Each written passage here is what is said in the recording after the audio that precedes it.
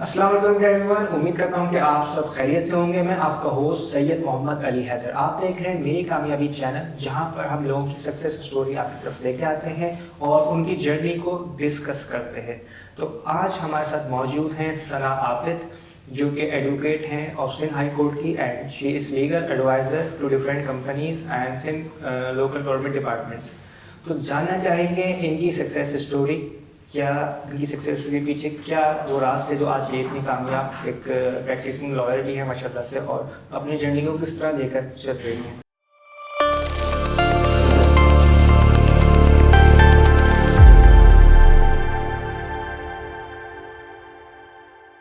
अस्सलाम वालेकुम। वालेकुम सलाम। कैसी हैं सना आप? मैं बिल्कुल ठीक हूँ, अल्हम्दुलिल्लाह। आप ठीक हैं? Sana, it's I honour for me and for my audience and my entire team कि आपने अपना कीमती वक्त हमारे शो के लिए निकाला। बहुत शुक्रिया आपका कि आपने मुझे इस काबिल समझा और मुझे दूसरों के लिए जो है वो एक मशाले राह समझा कि मुझे यहाँ बिठा के आप जो है वो दूसरों को एक मैसेज देना चाहते हैं। तो थैंक यू वेरी मच।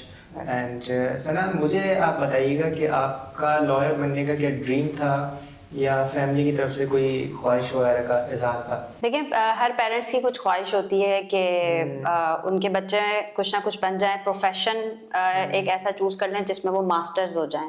मेरे पापा चाहते थे कि मैं डॉक्टर बनूं, तो मैं उसी दौड़ में थी। और फिर ये हुआ कि वहाँ पर मेरा नाम जो है वो सेल्फ फाइनेंस लिस्ट में आने के बाद हम उस वक्त इतना ज़्यादा सपोर्ट नहीं कर सकते थे, मेरे छोटे सिबलिंग्स भी थे, तो हम मेडिकल फील्ड में मैं नहीं जा सकी, जबकि मैं बहुत अच्छी स्टूडेंट थी मेडिकल की। लेकिन फिर ये हुआ कि फिर मैंने अपनी फील्ड स्विच करी और ग्रेजुएशन की तरफ आई। उसमें मैंने अपना स्पेसिफिकली पॉलिटिकल साइंस सब्जेक्ट रखा, जिसमें मैं लॉज, स्टेट और इन सारी चीज़ों से फेमिलियर हो सकूं, इनको पढ़ सकूं। यूँ मैंने थोड़ी ज़्यादा अपनी जो है वो पढ़ने की और रीडिंग की हैबिट्स बढ़ाई, और फिर मैंने उसके बाद लॉ में एडमिशन लिया। तो जहाँ पे नाम के साथ डॉक्टर लगना चाह रही थी मैं, इस तरह से मैंने फिर अपने नाम के साथ अपने मेहनत करके एडवोकेट लगाया। तो ये मेरे लिए, और मुझे लगता है कि ये मेरी लाइफ का एक बहुत अच्छा डिसीजन था। अच्छा, आपकी जो एक्सपर्टीज है वो किस चीज़ में है? मतलब आप लॉयर हैं, उस हवाले से बताएं। मैं सर्विसेज मैटर्स देखती हूँ गवर्नमेंट सेक्टर में, और उनके लोकल गवर्नमेंट डिपार्टमेंट में काफ़ी ज़्यादा जो है वो एडवर्टाइजमेंट से रिलेटेड, रोड कटिंग से रिलेटेड, जैसे कि आप लोग आजकल देख रहे होंगे कराची में म्यूनसिपैलिटी के इतने ज़्यादा इश्यूज़ हैं। कराची एक बहुत ज़्यादा वर्सटाइल शहर है, तो उसमें तो मैं क्योंकि इस सेक्टर से जुड़ी हुई हूँ एज अ लीगल काउंसिल, तो इस तरह के इश्यूज़ में देख रही होती हूँ। उसमें बहुत सारे डिफरेंट तरह के केसेस होते हैं। इसके अलावा जो मेरी अपनी एक्सपर्टीज़ है, जो मैंने इनहेरिट की है अपने बॉस से, अपने सीनियर काउंसिल से, वो मेरी FIA की एक्सपर्टीज़ हैं। हम FIA केसेस देखते हैं, डिफरेंट मतलब एंटी करप्शन भी, anti terrorism, money laundering, foreign exchange के केसेस होते हैं, बहुत सारे इस तरह के केसेस होते हैं। इसके अलावा मेरी एक्सपर्टीज़ फैमिली लॉज में भी है, तो यूँ है। अच्छा, मुझे आप बताइएगा कि एक लॉयर होना, जैसे आप लॉयर हैं, तो उस पर कितना प्रेशर होता है काम के हवाले से, रूटीन के हवाले से, तो किस तरह मैनेज करती हैं आप? देखिए, एक लॉयर के लिए सबसे पहले जो बहुत ज़रूरी चीज़ है वो है उसकी पंक्चुअलिटी, उसका टाइम का पंक्चुअल होना। मतलब हमारी स्कूल लाइफ तो अभी तक ख़त्म ही नहीं है, वही यूनिफॉर्म पहनकर हमें सुबह 8 बजे 8:30 बजे कोर्ट में मौजूद होना है। तो कोर्ट के टाइमिंग्स स्पेसिफिक होते हैं और हमें वहाँ मौजूद होना होता है। तो ये है कि अभी तक हमारी स्कूल लाइफ, और वो स्कूल लाइफ से जो हमने पंक्चुअलिटी सीखी है, वो अभी तक ख़त्म नहीं हुई है, और ये हमारी ज़िंदगी का एक हिस्सा बन जाती है। तो एक लॉयर के लिए सबसे ज़्यादा ज़रूरी है कि वो अपने टाइम का, अपनी कमिटमेंट्स का बहुत ज़्यादा पंक्चुअल हो, रेगुलर हो। और इसके अलावा जो है आप ट्रस्ट बिल्डिंग, वो आपकी पंक्चुअलिटी से ही होती है। आपका क्लाइंट है, अब वो वेट कर रहा है आपका, और आप टाइम के पंक्चुअल नहीं है, तो यहाँ से मिसट्रस्ट स्टार्ट हो जाता है। आपके प्रोफेशनलिज्म पे बहुत ज़्यादा क्वेश्चन स्टार्ट हो जाते हैं, क्योंकि वो वेट कर रहा है और क्योंकि वो बहुत सारे आपके ऊपर ट्रस्ट करके यहाँ पे आया है, अपना इशू लेकर आया है। एक हॉस्पिटल जैसा ही माहौल होता है एक कोर्ट का। तो कोई भी है वो एक अपना एक तकलीफ में आया है, अपनी परेशानी लेकर आया है, तो वो उसको रिजॉल्व करना चाहता है और उसकी उम्मीदें आपसे जुड़ी होती हैं। तो बीइंग अ लॉयर मैं ये कहना चाहूँगी कि पंक्चुअलिटी, न्यूट्रलिज्म और प्रोफेशनलिज्म, ये सारी चीज़ें जो हैं वो एक लॉयर की कोर एक बुलेट पॉइंट्स ऐसे हैं कि जिस पे उसको बस उतरना ही उतरना है, ये उसकी ज़रूरी चीज़ है। सही। अच्छा, जैसे आप अभी हम एक केस देख रहे हैं आजकल सोशल मीडिया के ऊपर जो रजब भट्ट के हवाले से हुआ, मतलब हम उसको डिस्कस इतना डीपली नहीं जा रहे, लेकिन हम सिर्फ ये डिस्कस करना चाह रहे हैं जो रूल्स हैं, जो डिसिप्लिन है, उसके हवाले से आप क्या समझती हैं कि इस तरह का लड़ाई झगड़ा सिंध बार काउंसिल एसोसिएशन में होता है, तो आप क्या समझती हैं, क्या इम्पैक्ट जाता है आवाम पर लॉयर के हवाले से? देखिए, अभी रिसेंटली हम देख रहे हैं रजब भट्ट का केस, तो उसमें मैं बहुत सारी चीज़ों को डिस्कस नहीं करना चाहूँगी क्योंकि वो कॉन्फिडेंशियल और उससे पर्टेन करते हैं। तो मैं ये बताना चाहूँगी कि जो लोगों में एक इम्पैक्ट जाता है लॉयर्स के हवाले से। अब एक प्राइवेट पर्सन, मैं उसको एक यूट्यूबर हो, टिकटॉकर हो, वो कुछ भी हो, लेकिन एक प्राइवेट पर्सन एक वकील के खिलाफ है और एक वकील जो है वो एक प्राइवेट पर्सन के खिलाफ है, और दोनों ग्रुपों में लड़ाई हो रही है, जिसमें अब वो लड़ाई में से एक प्राइवेट पर्सन अब अलग हो चुका है और अब वकील आपस में लड़ रहे हैं। तो ये जो वकील आपस में लड़ रहे हैं और एक दूसरे पे एफआईआर्स और ये सारी चीजें हो रही हैं, इनका आखिर जो सोल्यूशन निकलना है वो तो कॉम्प्रोमाइज ही होना है, क्योंकि ये यूनिटी है, ये हमारी यूनिटी है। मैं सिर्फ प्रोफेशनलिज्म पे इस वक्त बात कर रही हूँ, ये हमारी यूनिटी है।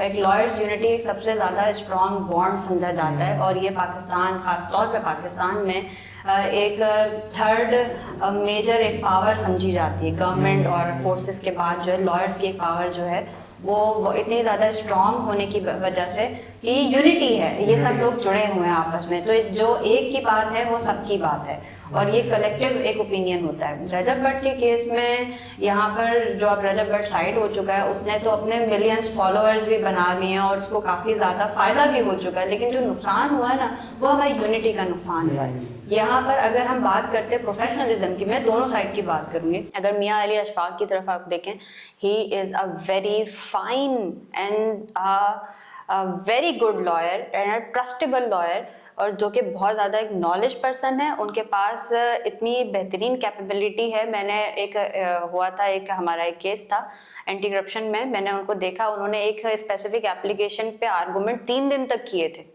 3 days फुल डे उनके आर्गूमेंट्स चले थे। तो मैं उनकी वो कंसिस्टेंसी, वो प्रोफेशनलिज्म की मैं खुद गवाह हूँ कि वो एक कितने बेहतरीन इंसान है। लोग फेम हासिल करना चाहते हैं और वो फेम हासिल करने के चक्कर में अपने आप को अपने प्रोफेशन से बहुत ज़्यादा दूर लेके जा रहे हैं, वो इस बात को समझ ही नहीं रहे हैं। इन वाक़यात से हमारे जो यंग लॉयर्स हैं सबसे ज़्यादा अफेक्ट वो हो रहे हैं, क्योंकि वो दूसरों के कहने पर, वो अपने सीनियर्स से के कहने पर कर तो रहे हैं, बहुत सारी एक्टिविटीज़ में वो इन्वॉल्व हो रहे हैं, लेकिन उनका अपना प्रोफेशन कहाँ रह गया पीछे, उनको अंदाज़ा ही नहीं है इस बात का। तो मैं यही कहना चाहूँगी कि इस तरीके के इवेंट्स जो होते हैं, ये आपको एक यंग लॉयर्स को एक अपॉर्चुनिटी समझनी चाहिए कि ये हमें एक अपॉर्चुनिटी मिली। एक डॉक्टर है, उसके पास अगर कोई पेशेंट आता है तो वो उसके लिए एक अर्निंग का जरिया भी है, साथ ही माशरे में बेहतरी के लिए भी है। तो यहाँ पर यंग लॉयर्स को भी यही समझना चाहिए कि अगर उनके पास सोसाइटी में कोई भी इशू हुआ है, उनके पास आया है, तो वो उनका अर्निंग का जरिया भी है और वो उनके लिए प्रोफेशनलिज्म को प्रमोट करने का जरिया भी है। तो अपनी अच्छी चीज़ें और अपने लीगल एथिक्स को और अपने प्रोफेशनलिज्म को उनको प्रमोट करना चाहिए, ना कि वो सड़कों पे निकल आए, वो एक दूसरे के खिलाफ हो जाएं, मार धार करें। आप देखें, आए दिन एमए जिन्ना रोड को ब्लॉक कर दिया जाता है क्योंकि वो उनकी एक्सेस में है। आए दिन जो है वो एफटीसी वाले जो कॉर्नर है उनका, वहाँ पे ब्लॉक कर दिया जाता है लॉयर्स की जानिब से। ये क्या है? आपको तो अगर मुआशरे में कुछ गड़बड़ी हो रही है तो आपको तो मौका मिला है ना, आप अपने प्रोफेशनलिज्म दिखाइए, आप कोर्ट में प्रैक्टिस कीजिए, आप कोर्ट में प्रैक्टिस कीजिए, आप उसको उसकी लीगल चैनल्स पे बात कीजिए और लोगों में अवेयरनेस दीजिए और अपना केस लेके केस लड़िए। अच्छा, आप क्या समझती हैं कि जो जस्टिस डिले होता है लोगों के लिए, तो उसकी क्या बुनियादी वजूहात हैं? देखिए, ये एक हमारा मैक्सिम है, जस्टिस डिलेड जस्टिस डिनाइड। अगर आपको इंसाफ वक्त पे नहीं मिला है तो मतलब आपको इंसाफ ही नहीं मिला है, ठीक है। तो इसमें बहुत सारे फैक्टर्स इन्वॉल्व होते हैं।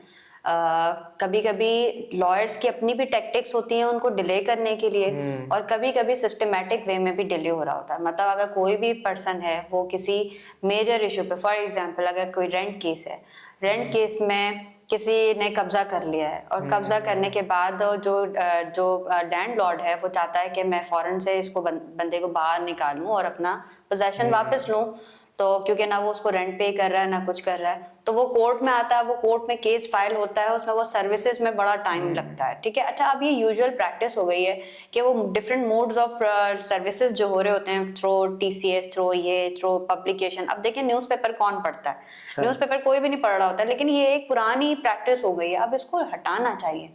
हाँ, कोर्ट के अंदर अब जो है वो ई सिस्टम या डिजिटल सिस्टम जो है वो आ चुका है और वो अब व्हाट्सएप के जरिए, ईमेल्स के जरिए भी नोटिस कर रहे होते हैं, लेकिन पार्टीज फिर भी नहीं आ रही हैं। तो यहाँ पे एक ऐसा मैकेनिज्म होना चाहिए कि अपॉन पॉइंटेशन फौरन जाके जो है वो उन सारी चीज़ों को टेक ओवर करना चाहिए और उस पर जो है वो बाकायदा कोर्ट प्रोसीडिंग्स इनिशिएट होनी चाहिए जो जल्दी मिलें। कोर्ट की तरफ से कुछ ऐसा है जो विटनेसेस बन रहे हैं क्रिमिनल केसेस के अंदर, उसके अंदर कि उनको सपोर्ट किया जाए, उनको टेक केयर किया जाए, इस तरह के कुछ रूल्स हैं? देखिए, रूल्स में तो ये है कि विटनेस की प्रोटेक्शन बहुत ज़रूरी है, ठीक है, और रूल्स भी और लॉज भी। यहाँ समय में तो देखता हूँ जो मलई है जो केस वगैरह लेके आ रहे हैं उसकी प्रोटेक्शन नहीं हो पा रही होती। तो जी बिल्कुल, आप बिल्कुल ठीक कह रहे हैं। कानून शहादत ऑर्डिनेंस के ज़रिए विटनेस की प्रोटेक्शन बहुत लाजमी है, ख़ास तौर पे अगर रेप केसेस हैं या फिर मर्डर केसेस हैं, इसमें जो विटनेस बनते हैं वो तो बहुत रिस्क पे होते हैं, उनको तो एनी टाइम थ्रेट्स होती हैं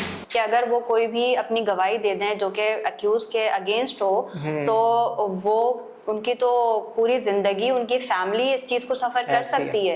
एक अक्यूज को अगर उसकी स्टेटमेंट की वजह से अगर सजा हो जाती है तो ना सिर्फ अक्यूज उसका दुश्मन बन जाएगा बल्कि अक्यूज की पूरी फैमिली उसके दुश्मन बन जाएगी, उसकी पूरी फैमिली के।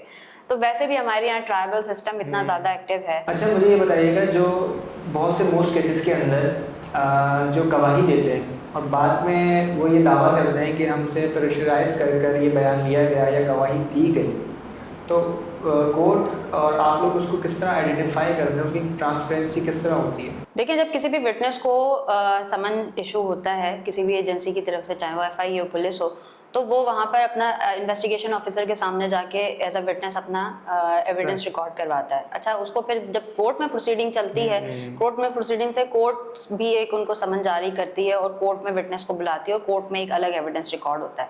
तो वहाँ पर वो हो सकता है कि प्रेशर में जो है वो एविडेंस अपना रिकॉर्ड कराए, लेकिन यहाँ पर कोर्ट के अंदर जो है उसको मुकम्मल आज़ादी होती है कि वो सारी चीज़ें जो है वो खुल के बता सके। अच्छा, यहाँ इस तरह भी है कि जैसे कि अगर रिमांड भी पेश हो रहे होते हैं तो उससे भी पूछा जाता है कि भाई तुम्हें मारा पीटा तो नहीं है, तो वो बताता है कि अगर मारा है तो भी बताएगा, अगर नहीं मारा तो भी बताएगा। तो ये जज की अपनी जवाबदीद होती है कि वो उनको कंफर्ट जोन दे कि वो अपनी एविडेंसेस, अपनी गवाही जो है वो प्रॉपर तरीके से रिकॉर्ड करवा सके। तो ये दो तरीके हैं यहाँ पे, एक इन्वेस्टिगेशन ऑफिसर के सामने भी और जो ट्रायल कोर्ट है, जो मैजिस्ट्रेट है या सेशन जज है जिसके पास भी ट्रायल चल रहा है, उसके सामने उसको एक आज़ादाना तौर पर अपनी गवाही रिकॉर्ड करने का मौका मिलता है। तो यहाँ पर जो है उसको उसकी ट्रांसपेरेंसी बेसिकली जो है वो क्लियर हो जाती है। अच्छा, मुझे आप ये बताइए, जो आप लीगल एडवाइज़र हैं डिफरेंट गवर्नमेंट सेक्टर की, तो उसमें क्या चैलेंजेस और क्या डिफिकल्टीज़ का सामना करना पड़ता है? देखिए, जिस तरीके से हमारे मास्टर में लोग काम करने के लिए तैयार ही नहीं है, ठीक है, तो इसी तरीके से जो गवर्नमेंट के लोग हैं वो भी सिर्फ नौकरियां तो ले लेते हैं लेकिन काम करने के लिए तैयार नहीं है। तो उनको लीगल एडवाइस तो न्यूट्रल वे में ही की जाती है। उनको अगर कोर्ट के कोई ऑर्डर्स हैं तो वो उनको कन्वे किए जाते हैं कि हमें कोर्ट का ये ऑर्डर मिला है, अब इसकी कंप्लाइंस होनी ज़रूरी है, लेकिन वो उस कंप्लाइंस के लिए तैयार ही नहीं है। वो बहुत सारी चीज़ें आ जाती हैं। अगर हम ग्राउंड रियलिटीज़ पे बात करें, अगर हम म्यूनसिपैलिटी सर्विसेज की बात करें जो कि कराची का लोकल गवर्नमेंट स्ट्रक्चर है उसकी बात करें, तो आप ये देखेंगे इतना वर्सेटाइल है। यहाँ पर डिफरेंट पॉलिटिकल पार्टीज़ और जो कि इन्फ्लुएंस्ड हैं अपने अपने पॉलिटिकल मैनिफेस्टोज से, तो वो कहाँ काम करने देना है और कहाँ काम करने नहीं देना, वो इन चीज़ों से वाकिफ़ हैं। यहाँ गटर के ढक्कन हो, रोडें हों या कुछ भी हो, आप यकीन करें कि पूरे कराची में जो है वो पूरे खड्डे ही भर चुके हैं, लेकिन वहाँ उन खड्डों के बीच में थोड़ी थोड़ी सी रोड है, कुछ भी नहीं है ऐसी चीज़ें। तो यहाँ पर ना लोग काम करने के लिए तैयार ही नहीं है। अब एक अच्छा, इसकी वजह ये है कि हमारे पास प्रॉपर प्लानिंग नहीं है किसी भी काम को एग्जीक्यूट करने के लिए कि किस तरह से काम किए जाएं। हमारे गवर्नमेंट सेक्टर्स के अंदर ही इतने सारे ऐसे लोग हैं जो कि डायरेक्टर, डिप्टी डायरेक्टर के ओहदों पे फाइज हैं, लेकिन उनकी वो एक्सपर्टीज़ ही नहीं है। उनके, क्योंकि वो पुराने दौर के जो है वो भर्ती हुए हैं और फिर आके वो प्रमोट हो चुके हैं, तो उनकी वो एक्सपर्टीज ही नहीं है।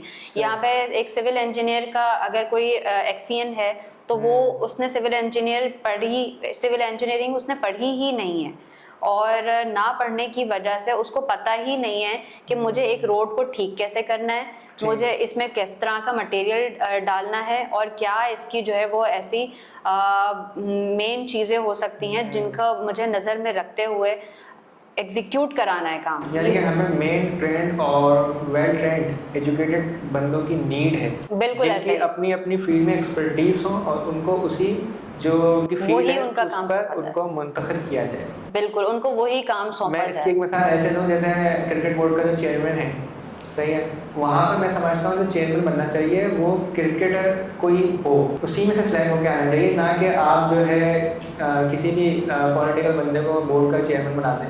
क्योंकि जो बोर्ड जो अंदर से निकल के आया हुआ ना, उस अपनी फील्ड में से निकल के आया हुआ, उसको अपनी एक्सपर्टीज़ का पता होगा। अभी मैं देख रहा था जैसे अंडर 19 में जो अभी एशिया कप में पाकिस्तान फाइनल जीता है, तो उनके जो मेंटोर थे वो सरफराज अहमद थे, उन्होंने अपनी एक्सपर्टीज़ लगाई तो वैसे टीम विन की। तो इसी तरह चाहे गवर्नमेंट सेक्टर हो कहीं भी हो, वहाँ जो एक्सपर्ट बंदे हैं उनको उसी फील्ड में बिल्कुल ऐसा ही है। अच्छा, मेरा सवाल ये है कि जब भी हम कोई केस लेते हैं अपने क्लाइंट से, तो उसमें हमें तो अंदाज़ा हो जाता है कि बंदा राइट वे पे है या रॉन्ग वे है, तो उसको हम कैसे जज करते हैं? मतलब एक बंदे का अपना ज़मीर भी होता है ना, हर बंदे का भाई ये नाइंसाफ़ी है या हक है, तो उसमें हम जो लॉयर्स जितने भी हैं वो कैसे उसको आइडेंटिफाई करते हैं? देखिए, जब नीयत हमारी ठीक होती है ना तो काम भी हमारे पास फिर सही आते हैं, तो फिर टेढ़े काम आते भी नहीं है। और अगर टेढ़े काम आते भी हैं तो फिर आप उनके पास ये रास्ता है कि आप उसकी काउंसलिंग करके बहुत सारे लोगों का भला कर सकते हैं, ठीक। या फिर आप उसका केस लेके फेक तरीके से कोर्ट में डिफेंड करके सिर्फ एक वाहिद अपना भला कर सकते हो, मुआशरे में बुराई फैला सकते हैं। तो मैं इस तरह यहाँ पर ये कहना चाहूँगी कि ऐसे इस तरह के केसेस जिसमें आपको पता हो कि आपका क्लाइंट गलत रास्ते पर है, उसने कोई रेप अटेम्प्ट किया है, उसने कोई किसी का ऐसा हक मारा है जिससे जो है मुआशरे में बहुत सारी बुराइयां फैल सकती हैं, या उसने जो है कोई कत्ल किया है, या उसने और कोई इस तरीके से स्टेट के खिलाफ कोई ऐसा क्राइम जो है वो अटेम्प्ट कर लिया है, तो आप उसकी काउंसलिंग भी कर सकते हैं। ठीक है। दूसरी बात ये है कि उसको कहीं ना कहीं आप उसको सेफ करके उसको जिंदगी में आगे बढ़ने का एक मौका भी दिलवा सकते हैं। आप हर चीज को पॉजिटिव पॉइंट से लेके चलें, लेकिन यूं ना हो कि आप उसको कहें कि बस ठीक है आपने मुझे वकील कर लिया, अब आप जो है फ्री हो जाओ। हाँ, अब आप फ्री हो जाएं और आप जाएं, आप यही काम दोबारा करें और मैं ही आपकी जो है वो बेल भी करवा लूंगा और मैं ही जो है ना आपको सेव कर लूंगा। तो ये बहुत एक फाइन और एक बहुत थिन लाइन है बीच में प्रोफेशनलिज्म और किसी को एक अनड्यू या ये कहें कि सॉरी ये काट देना, प्रोफेशनलिज्म और एक किसी को एक गलत तरीके से फेवर देने के। तो इसमें एक लॉयर्स की प्रोफेशनलिज्म और हमारी एथिकल जो लीगल एथिक्स हैं वो यही कहती हैं कि आप उन दोनों चीज़ों को, दोनों फाइन चीज़ों को आप स्पेसिफिकली डिफाइन करें। आपकी पर्सनालिटी में, आपके प्रैक्टिस में ये सारी चीज़ें डिफाइन होनी चाहिए, डिस्टिंग्विश होनी चाहिए कि आप अपने क्लाइंट को किस हद तक डिफेंड कर रहे हैं और डिफेंड करके मुआशरे में उसको एक अच्छा इंसान बना के वापस भेज रहे हैं। तो आपको उसको लाइटर नोट पे लेके नहीं चलना, फिर आपने उसको बताना है कि ये कॉन्सिक्वेंसेस हैं और ये खतरे की चीज़ें हैं। अच्छा, आप क्या समझती हैं कि लव मैरिजेस ज़्यादा सक्सेसफुल हैं या अरेंज मैरिजेस? और इस तरह के जो केसेस आते हैं कि घर वाले नहीं मान रहे या अब्बा नहीं मान रहे, तो फिर आप उसको किस तरह टैकल करते हैं? देखिए, जो हमारे दीन ने हमें उसूल बताए ना, अगर हम उन्हीं उसूलों पे चलें तो हमारी ज़िंदगी बहुत आसान है। हमें अल्लाह ताला ने जब इस्लाम हमारे दरमियान दिया एज अ मज़हब, तो उसके बाद जो है ख़वातीन को बहुत सारे राइट्स दिए। उन राइट्स में कंसेंट भी एक राइट है। पहले शादियों के लिए ख़वातीन की तो कंसेंट ज़रूरी ही नहीं थी, लेकिन अब जो है वो इस्लाम के प्रिवेल हो जाने के बाद जो है वो ख़वातीन से उनकी राय पूछी जाए। ठीक है ना, से अब ये शुरू ही ख़वातीन से हुआ है क्योंकि मर्द के पास तो पहले भी राइट था। अब यहाँ पर ये होता है कि देखें, एक मिसाल है, वो हम अक्सर अपने सोशल उस पर भी देख रहे होते हैं कि दो लोग हैं और वो कुएं में कूद रहे हैं, ठीक है, तो वो खुशी से कूद रहे हैं तो उनकी वो खुशी जो है वो कुछ टाइम के लिए चलो बनी हुई है, लेकिन अगर दूसरे लोग अगर उनको फेंक रहे हैं कुएं में तो वो उसके बाद भी उनको चोट वैसे भी लगनी है और वैसे भी लगनी है, ठीक है। यहाँ पर बात आ जाती है कि आपकी अंडरस्टैंडिंग कितनी है। और यहाँ से कोर्ट की अगर मैं बात कर सकूं तो ज्यादातर केसेस लव मैरिजेस के ही आते हैं। वो यूं आते हैं कि फैमिलीज जो है वो एक दूसरे को एक्सेप्ट नहीं कर रही होती हैं, उनको स्पेस नहीं दे रही होती हैं। शादी होकर आने वाली लड़कियों को उनके ससुरालों में वो स्पेस नहीं मिल रहा होता कि वो अपनी बात डिलीवर कर सकें या दूसरों की ख्वाहिशों को जान सकें, ताकि दोनों तरफ से अगर अंडरस्टैंडिंग हो तो यहाँ पर जो है वो एक अच्छा रिश्ता बना रहे। लेकिन फैमिलीज में जो है वो इन सारी चीज़ों की लैकनेस हो जाने के बाद की वजह से ये चीज़ें देखने में आती हैं कि बहुत ज़्यादा क्लैशेस होते हैं। वो ये कंसीडर किया जाता है कि जो मर्द है या जो हस्बैंड है वो या तो बीवी की तरफ है या फिर माँ की तरफ है या बाप की तरफ है, पेरेंटल साइड तो पर है। बेचारा शौहर का भी मसला है ना, वो अगर बीवी की तरफ होगा तो उसको कहा जाएगा कि आप तुम जोर के गुलाम बन रहे हो, अम्मा की तरफ होगा तो माँ का डांटना, तो इसमें मसले मसाइल चलते हैं। ये सारी चीजें शुरू होती हैं एक माँ की तरबियत से। एक माँ अगर अच्छी हो तो वो अपने बेटे की तरबियत इसी तरीके से करेगी कि जिस तरीके से वो अपनी पेरेंट्स को, अपनी फैमिली, इमीडिएट फैमिली को और अपनी वाइफ को साथ लेके किस तरीके से चलता है। तो ये क्वालिटीज एक माँ से इनहेरिट होती हैं, एक पढ़ी लिखी, एक अच्छी, और अपना बच्चे को किस तरीके से ब्रॉट अप किया होता है। तो वो सारी चीजें जो है फिर वो आगे चलती रहती हैं नस्ल दर नस्ल। अच्छा, इन दी एंड आप क्या पैगाम देना चाहेंगे? आपका क्या पैगाम है हमारी ख़वातीन के हवाले से, वुमेन एम्पावरमेंट के हवाले से? मैं ये आपके व्यूअर्स को ये पैगाम देना चाहूँगी कि चाहे आप किसी भी फील्ड में हों, अपनी फील्ड के, चाहे आप किसी भी फील्ड में हो, अपने फील्ड की एक्सपर्टीज को मास्टर करें। सही। और मास्टर करने के बाद आप प्रॉपरली उसमें जाएं, आप आज़ादी से काम करें अपने, चाहे आपकी मेडिकल फील्ड हो, चाहे आपके लॉ से रिलेटेड फील्ड हो, चाहे आप किसी फोर्सेस में हो, कहीं पर भी हो, जो आपकी फील्ड के मेन चीज़ें हैं, इंग्रेडिएंट्स हैं, आप उसमें मास्टर्स करें और उसके बाद फिर आप जाके शाइन करें। आपने जो है वो थक के बैठ जाना नहीं है, या फिर आपने इस वक्त का इंतज़ार नहीं करना है कि अभी भी शायद कुछ आएगा। मैं एज अ लॉयर अपनी फील्ड में रोज़ाना अपने आप को सेलिब्रेट करती हूँ कि मैं एक लॉयर हूँ। मेरा ड्रेसअप से लेके मेरे एथिक्स, मेरे बात करने का अंदाज से लेकर मेरी कोर्ट में अपीयरेंस तक, मैं हर चीज़ को उस तरह से लेके चलती हूँ कि ये मेरा वक्त है। मैं इंतज़ार नहीं करती कि अभी शायद और कोई डेवलपमेंट होनी बाकी है तो फिर मैं अपने आप को ये सारी चीज़ें चेंज करूँ, मैं अपना अटायर चेंज करूँ, मैं अपना कुछ और चेंज करूँ। ये आपका वक्त है। आपने डिग्री ले लिया, आपने लाइसेंस ले लिया, अब आप किसी भी फील्ड में हैं, आप जाएं, अपने इंग्रेडिएंट्स पे काम करें, अपनी एक्सपर्टीज़ हासिल करें और आपके पास फिर बहुत सारे मौके हैं। सिर्फ आपको प्रोफेशनल होने की ज़रूरत है। Thank you very much Sana, आपका बहुत बहुत शुक्रिया। It's highly honour for me and for my entire team and also specially to our audience कि आपने अपना कीमती वक्त हमारे इस शो के लिए निकाला। Thank you very much. फिर आपसे मुलाकात होगी किसी नई शख्सियत के साथ, उनकी नई जर्नी, नई स्टोरी के साथ। तब तक के लिए मुझे इजाज़त दीजिए। अल्लाह हाफिज़।